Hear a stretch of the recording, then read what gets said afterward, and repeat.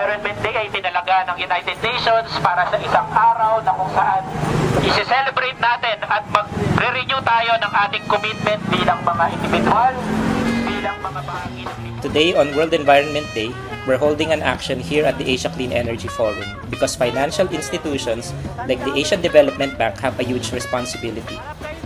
The funding frameworks they choose don't just shape projects, they shape futures. As the ADB talks clean energy, we are here to say, stop funding false solutions. Fossil gas, carbon markets, geoengineering, these aren't answers, they're distractions.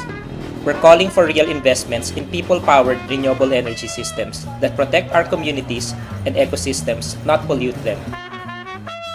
Natutunghayan natin ang mga infrastructure of oil and gas being replaced by wind and sun.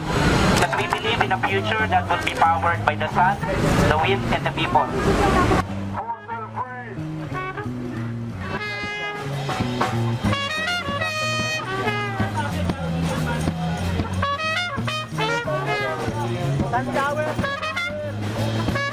Harap kayo dito!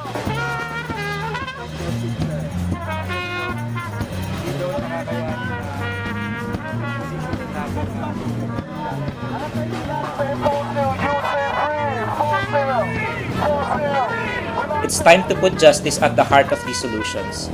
ADB, embrace people-powered solutions now.